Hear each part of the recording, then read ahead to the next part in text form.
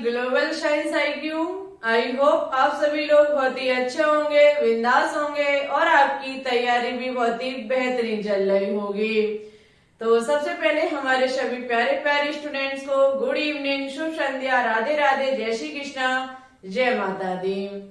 Students, आज हम आपके लिए केमिस्ट्री का लेक्चर नंबर 18 लेकर के आए हैं, जिसमें आज हम आपको बहुत ही टॉप लेवल की जानकारी देंगे, जो कि है हमारी क्वांटम संख्याएं यानी कि क्वांटम नंबर। ये टॉपिक आपके सभी मेडिकल एग्जाम, साथ ही साथ क्लास 11th 12th या फिर आप किसी अदर कंपटीशन एग्जाम की तैयारी करते हैं तो सभी के लिए बहुत ही जबरदस्त और कीमती टॉपिक है, क्योंकि यहाँ से हर ईयर हर किसी एग्जाम में एक ना एक क्वेश्चन अवश्य ही पूछा जाता है। तो फिर आप वीडियो को अंत तक वॉच कीजिएगा और हर चीज को कॉपी में नोट डाउन कीजिएगा। हम आपको क्वांटम संख्या बहुत डिटेल से एक्सप्लेन करेंगे। आपको जितनी भी क्वांटम संख्याएं होती हैं सभी को पहले समझाएंगे, इनकी डेफिनेशन की तरफ ले जाएंगे, जो भी इम्पोर्टेंट पॉइंट होंगे उनको लिखाएंगे। साथ ही साथ इनसे बनने वाले न्यूमेरिकल भी हम आपके सामने सॉल्व करवाएंगे। ठीक है, तो हर एक चीज को बहुत ही अच्छे से नोट डाउन करना है और वीडियो को अंत तक वॉच करना है, जिससे कि कोई भी इम्पोर्टेंट चीज आपसे छूटे ना। ठीक है, चलिए अब ज्यादा समय न लेते हुए हम अपने टॉपिक पर बात करेंगे। देखो स्टूडेंट्स, यदि हम पीछे क्लासों की बात करें तो इस एटॉमिक स्ट्रक्चर बहुत ही बिंदास टॉपिक है हमारा, बहुत ही बिंदास चैप्टर है। ठीक है, जो एटॉमिक स्ट्रक्चर परमाणु संरचना ये जो चैप्टर है बहुत ही धुआंधार बिंदास चैप्टर है। इसमें हमने आपको बहुत ज्यादा जो नॉलेज दे चुके हैं। हमने आपको सबसे पहले एटम यानी कि परमाणु के बारे में बताया, उसके बाद इसके जो पार्टिकल होते हैं इलेक्ट्रॉन, प्रोटॉन और न्यूट्रॉन, इनके बारे में बताया, इनकी कैसे डिस्कवरी हुई इनके बारे में बताया। ठीक है, साथ ही साथ हमने आपको फिर मॉडल के बारे में बताया कि किस वैज्ञानिक के द्वारा कौन सा मॉडल दिया गया था। एटॉमिक नंबर, मास नंबर के बारे में जानकारी दी, उनको निकालना भी सिखाया। इलेक्ट्रॉन, प्रोटॉन, न्यूट्रॉन को भी हमने निकालना सिखाया। ठीक है, यहाँ तक हमारी इस चैप्टर के अंतर्गत चर्चा हो चुकी थी। तो आपने पीछे क्लासों में पहले ही सीख रखा है परमाणु के बारे में। आपको पीछे क्लासों में जानकारी परमाणु के बारे में हो चुकी है। हमने आपको यहाँ बताया कि परमाणु एक विद्युत उदासीन होता है। ठीक है, परमाणु हमारा एक विद्युत उदासीन होता है। आपको पता है कि परमाणु का जो धनावेशित भाग होता है उसको रदरफोर्ड जैसे वैज्ञानिक ने नाभिक की संज्ञा दी, यानी कि जो ये हमारा धनावेशित भाग होता है उनको रदरफोर्ड ने नाभिक नाम दिया। साथ ही साथ उनके द्वारा कहा गया था कि इस नाभिक के चारों ओर जो हमारे वृत्ताकार मार्ग पर इलेक्ट्रॉन जो होते हैं वो चक्कर लगाते रहते हैं। ठीक है, जबकि नाभिक में पाए जाते हैं प्रोटॉन और न्यूट्रॉन, और इस नाभिक के वृत्ताकार मार्ग पर इलेक्ट्रॉन जो होते हैं वो चक्कर यानी कि गति करते रहते हैं। अब यहाँ से हम बात आगे बढ़ाएंगे। देखो हमारे प्यारे प्यारे स्टूडेंट्स, जो ये नाभिक है जिसमें हमारे प्रोटॉन और न्यूट्रॉन पाए जाते हैं, और ऐसे ही जो हमारे वृत्ताकार पथ जो है, ये मार्ग जो है जिन पर इलेक्ट्रॉन चक्कर लगाते रहते हैं, उनको कहा जाता है कक्ष, जिसे कहा जाता है कोश। साथ ही साथ इसको ऊर्जा स्तर भी कहा जाता है। ठीक है, मोटे मोटे तौर पर कि जिन वृत्ताकार मार्ग पर इलेक्ट्रॉन चक्कर लगाते हैं उनको कक्ष, कोश और ऊर्जा स्तर के नाम से जाना जाता है। ठीक है, जिसे इंग्लिश में सेल ऑर्बिट और एनर्जी लेवल कहा जाता है। ओके, यहाँ से देखो क्या बात है कि जो हमारे मुख्य क्वांटम संख्या है वो यहीं से निकाली जाती है। आपको हम बता देते हैं कि ये जो ऑर्बिट होते हैं, जो ये हमारे एनर्जी लेवल होते हैं, ये हमको जानकारी किसकी देते हैं? ये हमको जानकारी देते हैं ऊर्जा की। ठीक है, मुख्य क्वांटम संख्या जिसे कहा जाता है प्रिंसिपल क्वांटम नंबर, जो कि हमें जानकारी देता है आकार की, ऊर्जा की। हम जो मुख्य क्वांटम संख्या पढ़ते हैं, क्वांटम संख्या जो होती है वो हमारी 4 प्रकार से होती है। क्वांटम संख्या जो होती है वो हमारी 4 प्रकार से होती है। इनकी 4 टाइप्स होते हैं। एक फर्स्ट है मुख्य क्वांटम संख्या, जिसे कहा जाता है प्रिंसिपल क्वांटम नंबर। सेकंड है दुग्धांशी क्वांटम संख्या, जिसे कहा जाता है एज़ोमेथल क्वांटम नंबर। थर्ड है हमारी चुंबकीय क्वांटम संख्या, जिसे कहा जाता है मैग्नेटिक क्वांटम नंबर। नेक्स्ट हमारी चक्रण क्वांटम संख्या, जिसे कहा जाता है स्पिन क्वांटम नंबर। ठीक है, तो सबसे पहले मुख्य क्वांटम संख्या जो है वो कक्ष कोश और ऊर्जा स्तर जो होते हैं, यहाँ से हमारी मुख्य क्वांटम संख्या निकल के आती है। ठीक है, मुख्य क्वांटम संख्या हमें आकार के बारे में बताती है। मुख्य क्वांटम संख्या को n से व्यक्त किया जाता है, n बराबर 1 2 3। इस प्रकार से अभी तक हमारे 7 कोश की खोज हो चुकी है, यानी कि 7 एनर्जी लेवल की खोज हो चुकी है। तो देखो, जिन इलेक्ट्रॉन जिन वृत्ताकार मार्ग पर चक्कर लगाते हैं, वहां से हमें मुख्य क्वांटम संख्या का पता चलता है। मुख्य क्वांटम संख्या हमें आकार के बारे में जानकारी देती है। जितनी मुख्य क्वांटम संख्या का मान अधिक होगा, उतना ही हमारे जो परमाणु होगा उसका आकार बड़ा होगा। कैसे? माना कि n बराबर हमारा 1 है, तो आपको पता है ये हमारा नाभिक है, और n बराबर 1 हमारा हो जाएगा, ये हमारा प्रथम कोश है। ठीक है, ये कोश की संख्या है, फर्स्ट कोश, सेकंड कोश, थर्ड कोश, और ये हमारा फोर्थ कोश। ऐसे करके हमारे 7 कोश होते हैं। ठीक है, तो मुख्य क्वांटम संख्या हमें एनर्जी लेवल के बारे में भी बताती है। माना कि n बराबर 2 है, तो इसका आकार जो होगा वो कैसा होगा? बड़ा होगा। हम कह सकते हैं कि मुख्य क्वांटम संख्या जो है वो किस पर निर्भर करती है? वो कोश पर निर्भर करती है। जितना कोश अधिक होंगे, मुख्य क्वांटम संख्या का मान उतना ही अधिक होगा। ठीक है, n बराबर 1 2 3, इन्हें KLM भी कहा जाता है। ठीक है, इनको KLM भी कहा जाता है। इसका एक छोटा भाई होता है, कोश का छोटा भाई हमारा उपकोश होता है, कक्ष का उपकक्ष होता है, और हमारा ऊर्जा स्तर का छोटा भाई उप ऊर्जा स्तर होता है। जैसे कक्ष कोश उप ऊर्जा स्तर, वैसे ही उपकोश उपकक्ष और उप ऊर्जा स्तर होते हैं। सब सेल, सब ऑर्बिट और सब एनर्जी लेवल। ठीक है, देखो स्टूडेंट्स, यहाँ पे बात की जाए उपकोश की, सब सेल की बात की जाए, अधिकतम ये वर्ड हम यूज भी करते रहते हैं, तो इसे ध्यान से समझ लीजिए। सब सेल की बात की जाए तो सब सेल जो होते हैं वो दुग्धांशी क्वांटम संख्या को बताते हैं। कैसे? हमारे 4 सब सेल होते हैं, बहुत ध्यान से सुनिएगा। हमारे 4 सब सेल होते हैं SPDF, 4 सब सेल होते हैं SPDF। ये देखो, दुग्धांशी क्वांटम संख्या को L से डिनोट किया जाता है।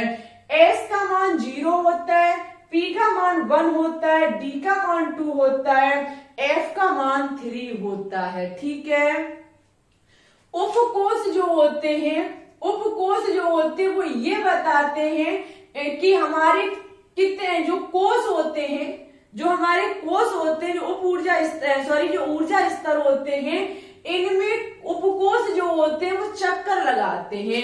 कहने का मतलब है कि इसमें जैसे कि फर्स्ट एनर्जी लेवल जो है, फर्स्ट कोश जो है, इसमें कौन सा उपकोश है, सेकंड में कौन सा उपकोश है, थर्ड में कौन सा उपकोश है, फोर्थ में कौन सा उपकोश है।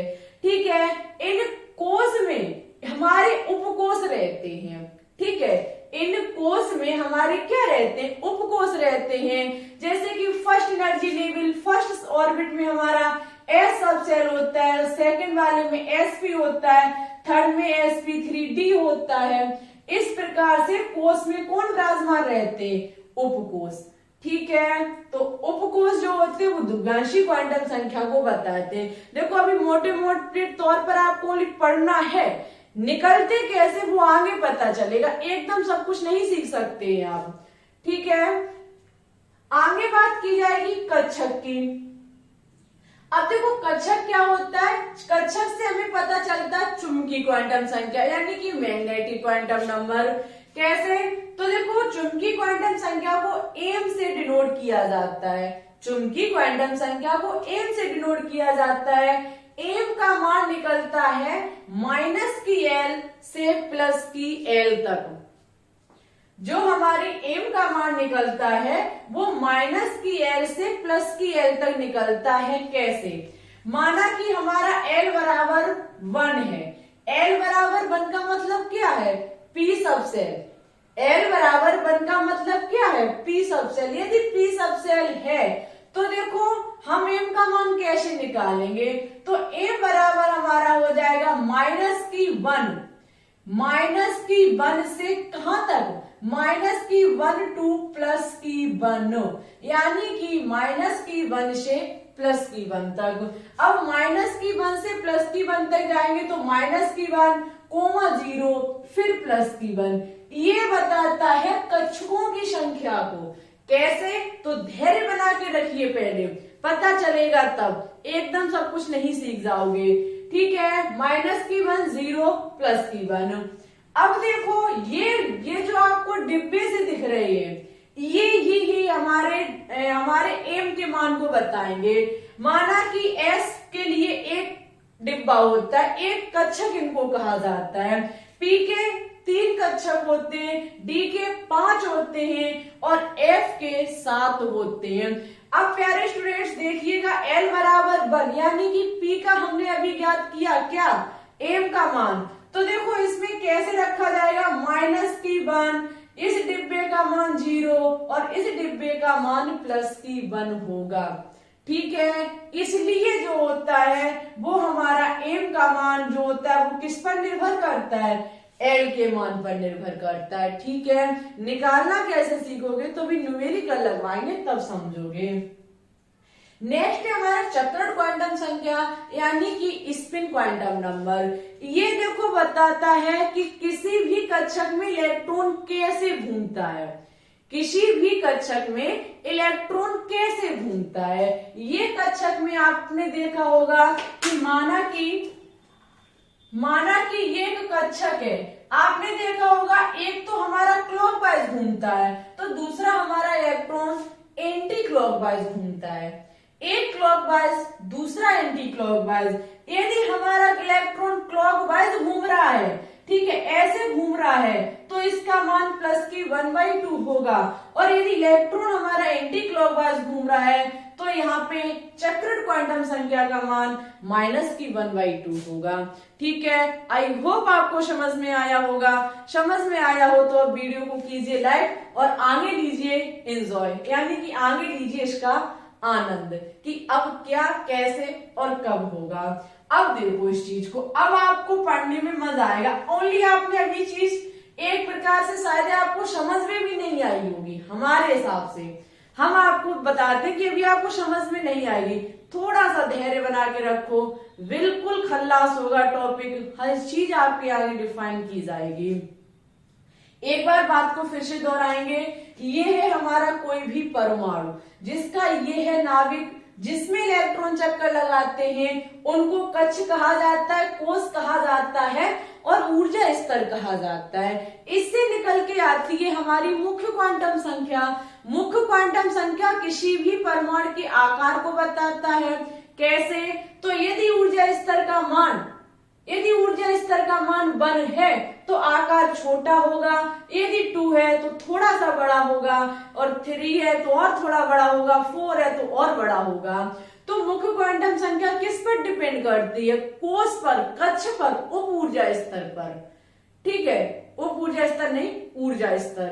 ठीक है, एनर्जी लेवल पर। आगे इनको KLM भी कहा जाता है। ये है हमारे कोष, ये प्रथम कोष, ये सेकंड, द्वितीय, ये तृतीय, ये चतुर्थ, इस प्रकार से हमारे 7 कोष होते हैं। ठीक है, इन्हीं का एक छोटा भाई होता है उपकोष, जिसे हम अधिकतम वर्ड यूज करते रहते हैं।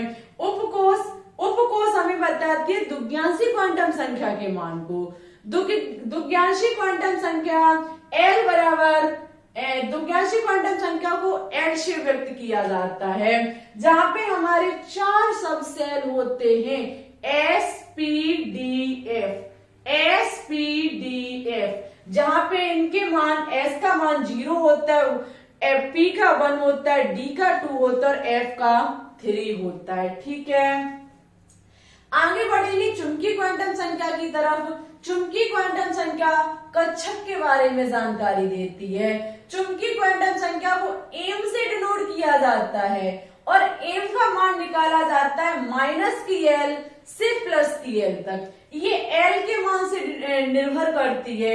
यदि L का मान 2 है तो ये -2 से +2 तक जाएगा। ठीक है, L के मान पर निर्भर करती है।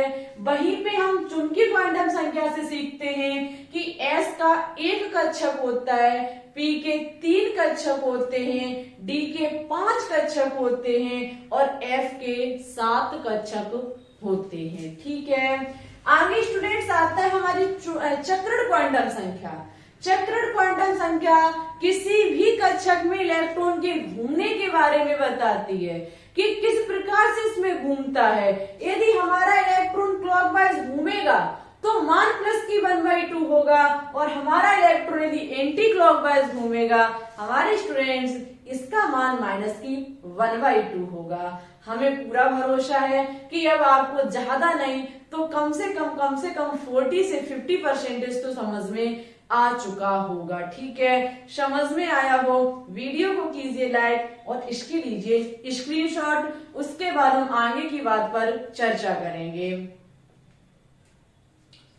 तो अब देखो एक बार इस चीज पे और नजर डालेंगे। क्वांटम संख्या हमारी 4 टाइप से है। मुख्य क्वांटम संख्या, प्रिंसिपल क्वांटम नंबर, द्विघांशी क्वांटम संख्या, एजोमेथल क्वांटम नंबर, चुंबकीय क्वांटम संख्या, मैग्नेटिक क्वांटम नंबर, चक्रण क्वांटम संख्या यानी कि स्पिन क्वांटम नंबर। ठीक है, अब हम आपको एक एक करके लिखाएंगे। मुख्य क्वांटम संख्या क्या है, चुंबकीय क्वांटम संख्या क्या है, चक्रण क्या है और द्विघांशी क्या है। ठीक है, चलिए आगे हम अब बात करते हैं।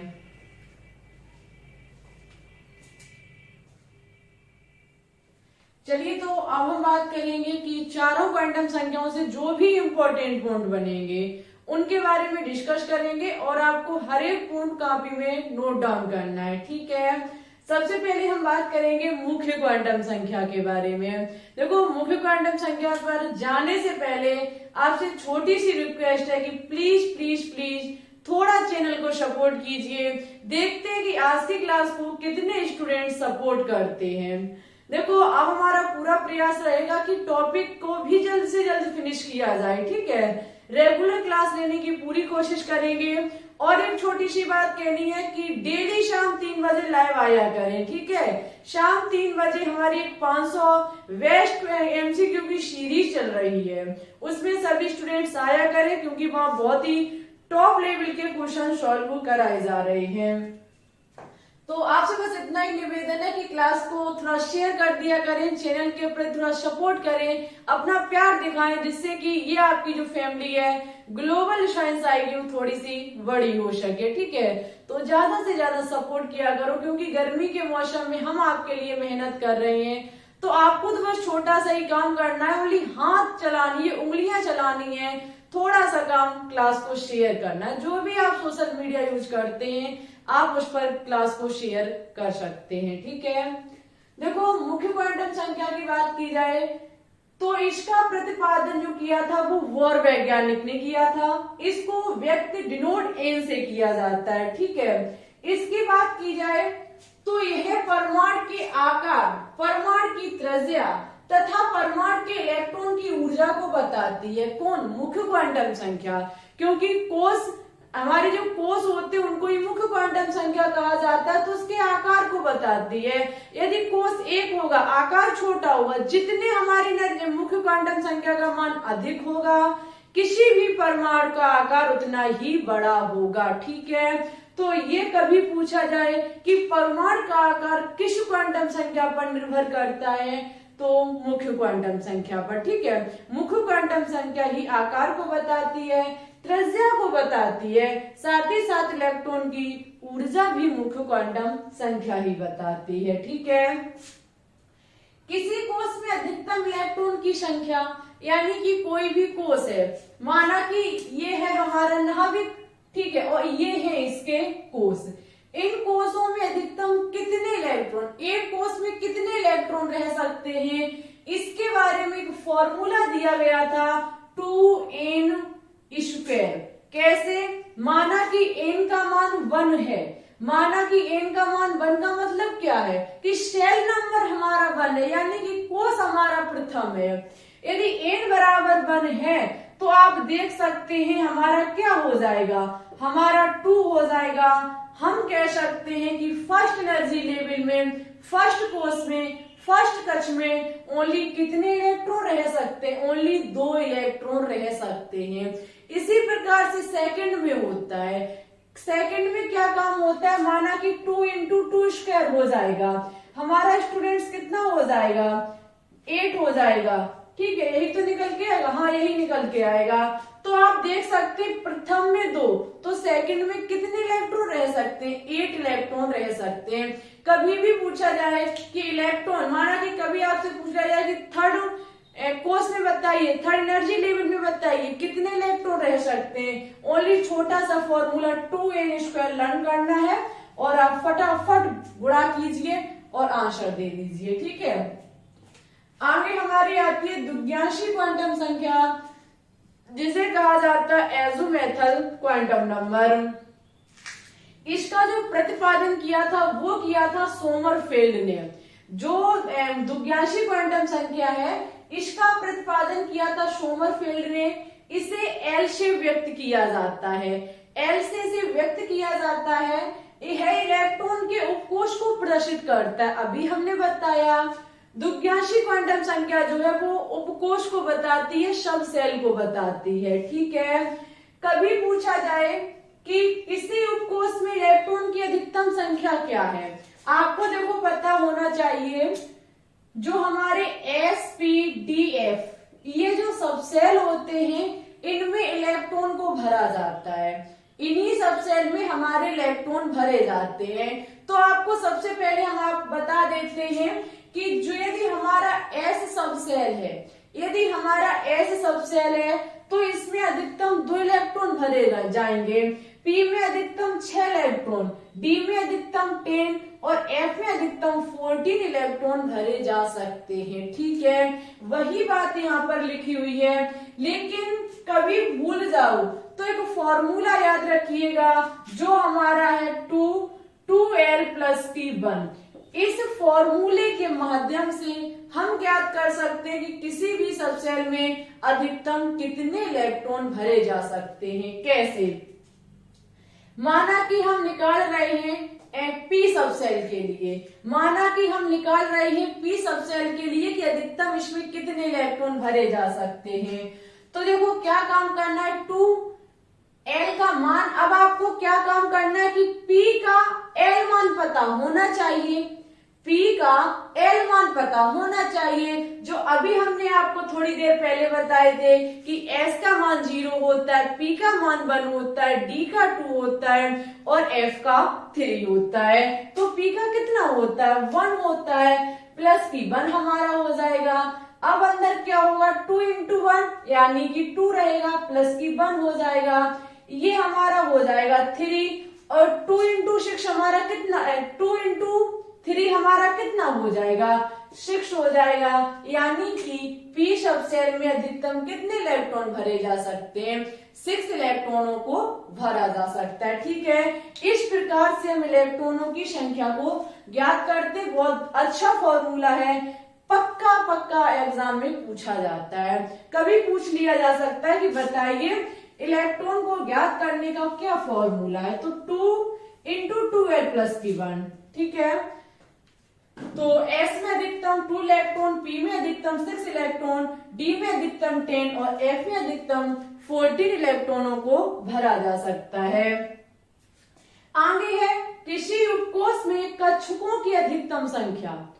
किसी उपकोष में अधिकतम इलेक्ट्रॉनों की कक्षकों की संख्या कितनी होगी?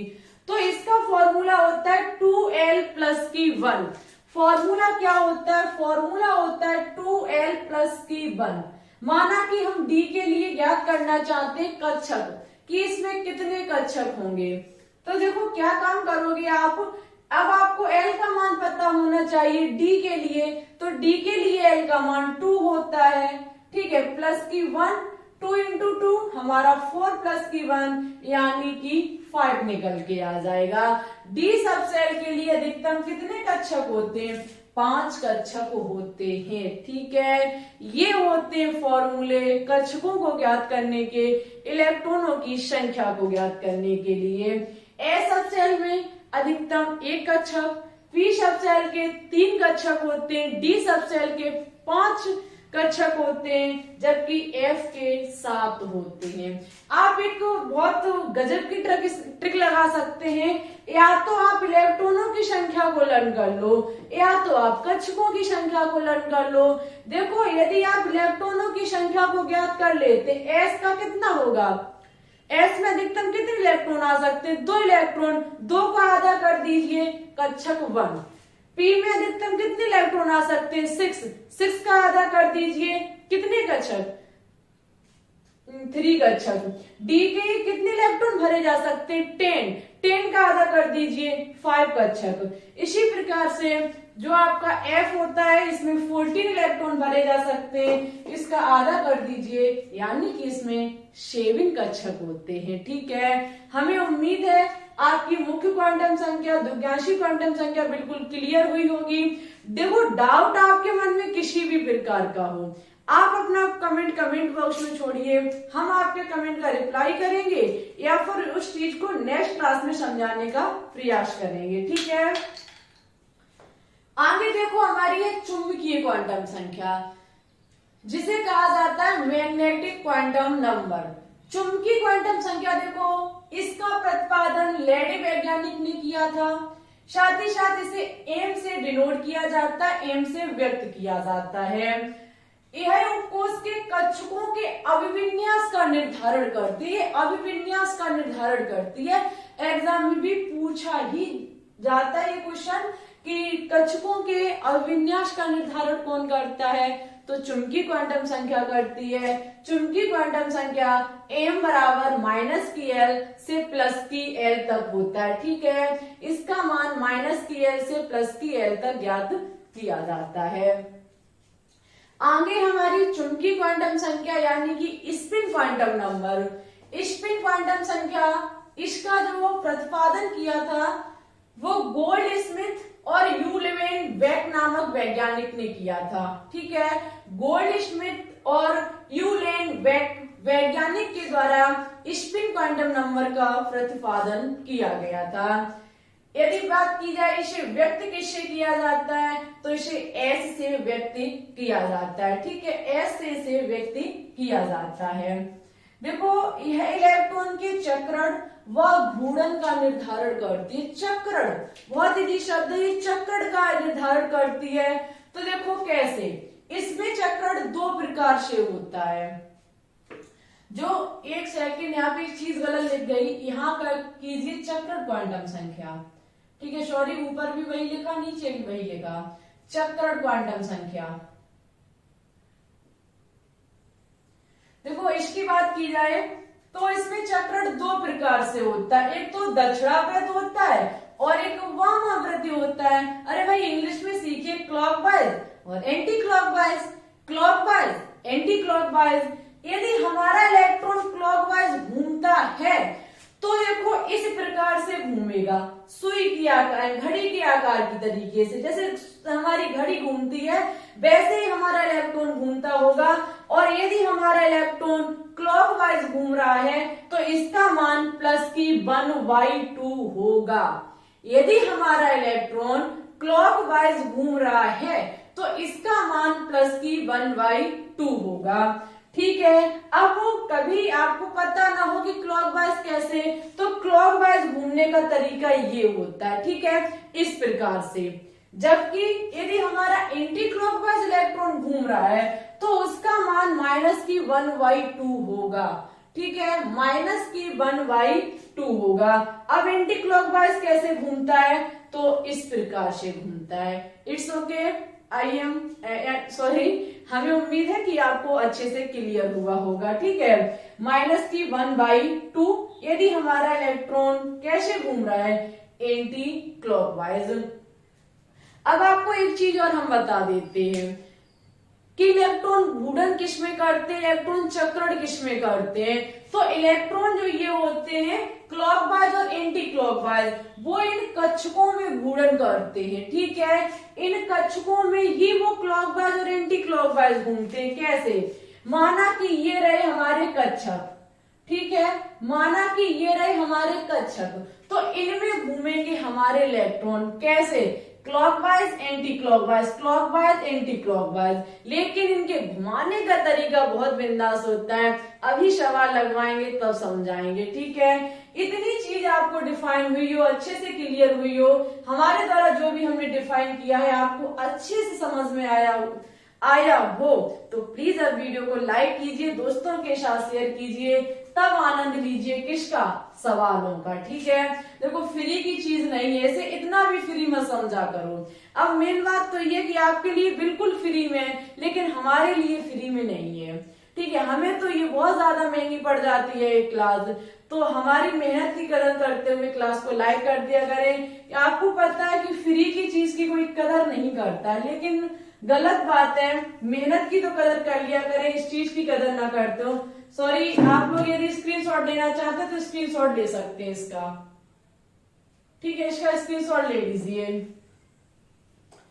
अब हम सवाल पे बात करेंगे। ठीक है, इनके न्यूमेरिकल कैसे सॉल्व कराए जाते हैं, कैसे किए जाते हैं, और आपको जितना आसान तरीका हमसे बन सकेगा उतना आसान तरीका आपको बताने का प्रयास करेंगे। ठीक है, और इसी प्रकार से हमारी कोशिश रेगुलर क्लास की रहेगी। 2 दिन से हम लाइव भी नहीं आ पाए, कल तो ऐसा था हम याद भूल गए, सही बता रहे हैं, कल हम शेड्यूल डालना ही भूल गए, क्लास की तैयारी के लिए रखे हुए।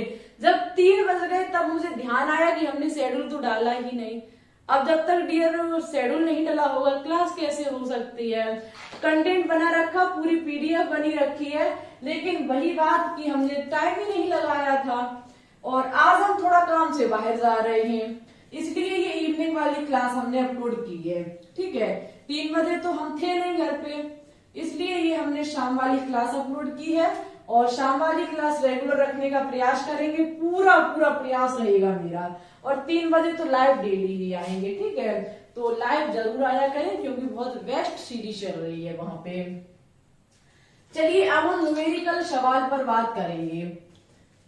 सबसे पहला क्वेश्चन है हमारा 4D1 के लिए चारों क्वांटम संख्याओं के मान ज्ञात कीजिए। देखिए भाई क्वेश्चन,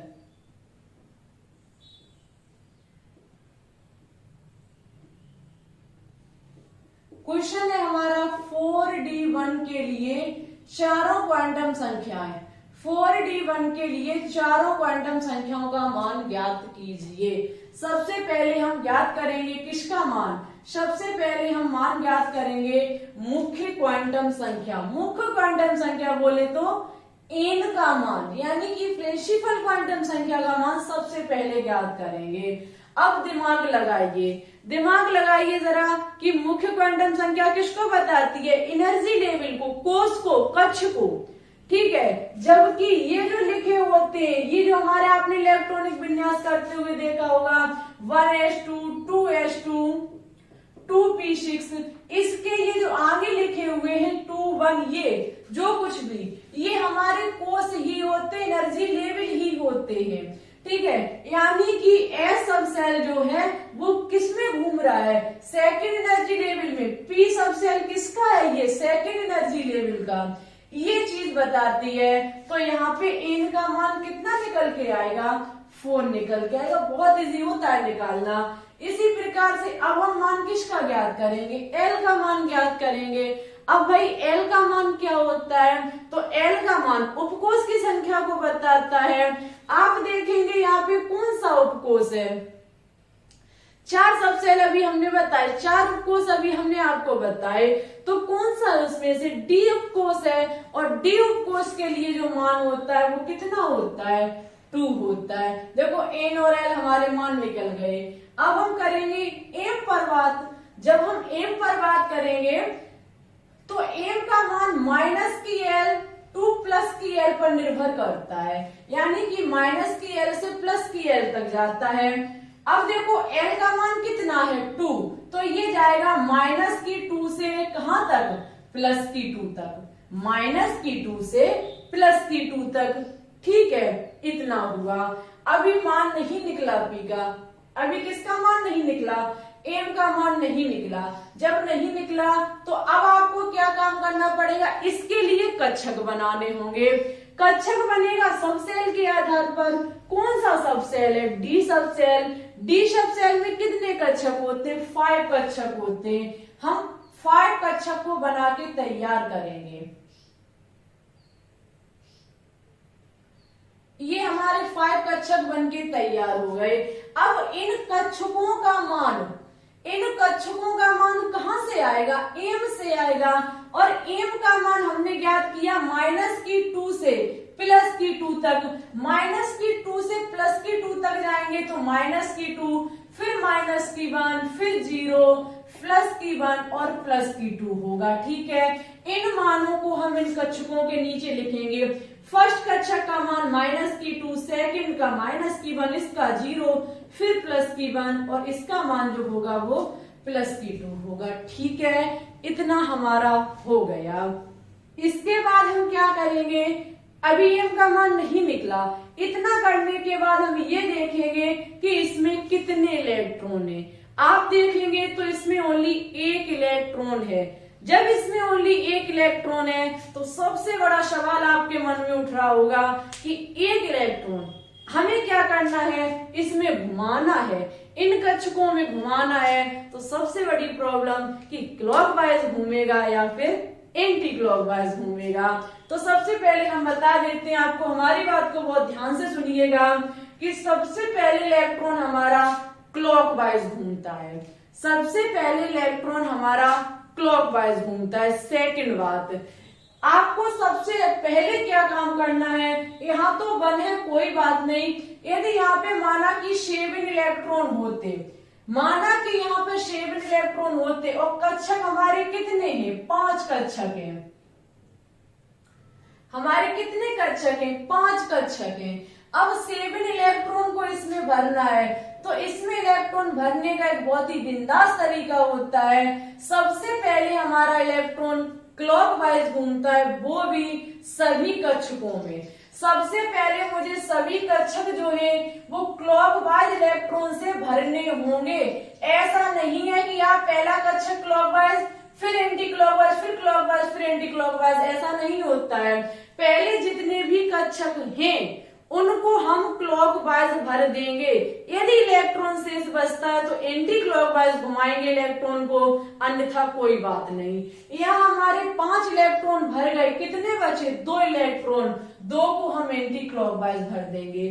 ठीक है, ऐसा नहीं है कि आप क्या काम करते, माना कि 4 और यहाँ पे एक भर देते 6 और इसे बिल्कुल खाली छोड़ देते, तो ये तरीका गलत माना जाता। पहले सभी कक्षकों में इलेक्ट्रॉन को क्लॉकवाइज भर दिया जाता है, शेष बचने पर उनको एंटी क्लॉकवाइज भरा जाता है। ठीक है, यहाँ पे 1 इलेक्ट्रॉन है तो 1 होने पर हमारा क्लॉकवाइज घूम जाएगा। अब देखिए, अब 1 इलेक्ट्रॉन के लिए, ठीक है, अब वो यहाँ पे 4d1 के लिए पूछा गया था। एम का मान यहाँ से निकल के आएगा, ये मानों से कोई मतलब नहीं है। अंतिम इलेक्ट्रॉन जिसमें भर जाए, जिस कक्षक में एक अंतिम इलेक्ट्रॉन भर जाए उसी से एम का मान निकल के आएगा। यहाँ पे भर चुका है, पहले में भरा तो एम का मान कितना होगा, -2। अब हम निकालेंगे किसका मान, एस का मान। एस का मान निकाला जाता है कि इलेक्ट्रॉन क्लॉकवाइज है या फिर एंटी क्लॉकवाइज है। यहाँ पे आप देखेंगे इलेक्ट्रॉन हमारा क्लॉकवाइज है, क्लॉकवाइज होने पर एस का मान जो होगा वो +1/2 निकल के आएगा। ठीक है, हमें उम्मीद है कि आप चारों क्वांटम संख्याओं को निकालना सीख चुके होंगे।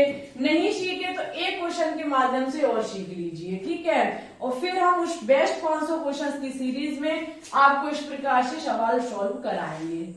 ओके, चलिए सेकंड क्वेश्चन हमारा क्या है। सेकंड क्वेश्चन है कि ट्राइटेरियम जो Ti हमारा यहाँ पे लिखा हुआ है, जिसका परमाणु क्रमांक 22 है, के अंतिम इलेक्ट्रॉन के लिए चारों क्वांटम संख्याएं ज्ञात कीजिए। Ti22 के लिए हमें क्या काम करना है, सबसे पहले इसका इलेक्ट्रॉनिक विन्यास करना, और इलेक्ट्रॉनिक विन्यास करने के बाद इसका अंतिम इलेक्ट्रॉन देखना है। चलिए करते हैं इसका इलेक्ट्रॉनिक विन्यास। 1s2, 2s2, 2p6, 3s2, 3p6, 4 6 10, 2 12 6 18, 3p6, 4s2 और 3d2, ये हमारा निकल के आ गया। ठीक है, 1s2, 2s2, 2p6, 3s2, 3p6, 4s2 और उसके बाद हमारा हो गया 3d2। अंतिम इलेक्ट्रॉन आप देखेंगे किसमें भरा, 3d2 में। हम 3d2 को लेकर के क्या करेंगे, चारों क्वांटम संख्याओं के मान ज्ञात करेंगे 3d2 को लेकर के, क्योंकि यहाँ पे अंतिम इलेक्ट्रॉन के लिए पूछा गया है। तो अंतिम इलेक्ट्रॉन हमारे 2 ही तो है, तो ये हम पूरा उठा लेंगे। सबसे पहले हम यहाँ से n का मान ज्ञात करेंगे। n का मान क्या होगा, 3 होगा। ठीक है, l का मान ज्ञात करेंगे। d सब सेल है, d सब सेल के लिए l का मान कितना होता है, 2 होता है। उसके बाद हम m का मान ज्ञात करेंगे, जो कि माइनस की l 2 प्लस की l होता है, माइनस की l प्लस की l तक। l का मान 2 है तो प्लस की 2 तक हमारा ज्ञात किया जाएगा। हम देखेंगे डी सब सेल कक्षा कितने होंगे, 5 होंगे। ठीक है, 5 कक्षा के हम इनके मान रख देंगे, माइनस की 1, 0, प्लस की 1 और प्लस की 2। हम इनमें इलेक्ट्रॉन को घुमाएंगे। इलेक्ट्रॉन कितने हैं, 2 फर्स्ट में क्लॉकवाइज, सेकंड में क्लॉकवाइज। एंटी क्लॉकवाइज तब घुमा सकते थे हम जब ये हमारे कक्षक भर जाते। अब बेटा देखो अंतिम के लिए पूछा गया है, किसके लिए, अंतिम के लिए। अब अंतिम 2 इलेक्ट्रॉन है, अंतिम कितने इलेक्ट्रॉन है, 2 इलेक्ट्रॉन है। अब मेन प्रॉब्लम आ गई है कि कौन सा m का मान माना जाएगा, इस कक्षक वाला या फिर ये कक्षक वाला। तो देखो जिसमें कक्षक में अंतिम इलेक्ट्रॉन भरा जाए, जिस कक्षक में सबसे अंतिम इलेक्ट्रॉन भरा जाए, तो इसका मान कितना होगा, माइनस की 1। m का मान कितना होगा, माइनस की 1। ठीक है, इसी प्रकार से s का मान ज्ञात करेंगे। s का मान ज्ञात करेंगे, इलेक्ट्रॉन कैसे घूम रहा है, क्लॉकवाइज घूम रहा है। क्लॉकवाइज घूमने पर कितना निकल के आएगा, प्लस की 1/2। अंतिम इलेक्ट्रॉन पर बात की जाएगी, अंतिम इलेक्ट्रॉन कैसे घूम रहा है। ठीक है, अब मुझे पूरा भरोसा है कि आप क्वांटम संख्याओं को ज्ञात कर सकते हैं। यदि ज्ञात कर सकते हैं तो इस क्वेश्चन का आंसर आपको कमेंट बॉक्स में कमेंट करके बताना होगा। 2p2 की चारों क्वांटम संख्याओं का मान कितना होगा, 2p2 की चारों क्वांटम संख्याओं का मान कितना होगा, इसका आंसर आपको हमारे कमेंट बॉक्स में कमेंट करके देना होगा। जो स्टूडेंट्स इस क्वेश्चन का आंसर दे लेंगे, हम समझ जाएंगे कि आप क्वांटम संख्याओं को निकालना सीख गए। और आपसे हाथ जोड़ करके निवेदन है कि जितने भी स्टूडेंट्स क्लास को देखें वो इस क्वेश्चन का जवाब जरूर दें। आप एक बार वीडियो को लाइक ना कर सके तो ना करें, लेकिन क्वेश्चन का जवाब जरूर दें। ठीक है, हम आपके आंसर का इंतजार करेंगे और देखेंगे कि कितने स्टूडेंट्स ने वीडियो अंत तक वॉच की है और क्वेश्चंस का जवाब दिया है। ठीक है, इंतजार करेंगे। जैसा सपोर्ट मिलेगा, जैसा प्यार मिलेगा, वैसे ही वीडियो को आगे बढ़ाया जाएगा। ओके, आज के लिए बस इतना ही रखते हैं। वीडियो लगी कैसी, क्वांटम संख्याएं समझ में आई नहीं आई, ये आप बताइएगा कमेंट बॉक्स में कमेंट करके, हम भी इंतजार करेंगे। अच्छी लगी हो तो लाइक कीजिए, दोस्तों के साथ शेयर कीजिए। चैनल पर अभी न्यू है तो चैनल को भी सब्सक्राइब करके बेल आइकन को दबा के ऑल पर क्लिक कर लीजिए, जिससे आने वाली वीडियो के नोटिफिकेशन आपके पास टाइम टू टाइम पहुंचते रहे। ठीक है, बताइएगा जरूर क्लास कैसे लगी, क्योंकि बहुत मेहनत की तब ये क्लास बना पाई। बहुत ज्यादा गर्मी पड़ रही है, आप समझ सकते हैं, बंद रूम में हम खड़े हुए हैं। ठीक है, चलिए अब ज्यादा बात नहीं करेंगे। Okay, thanks for watching this video. जय हिंद, जय भारत, ऑल द बेस्ट।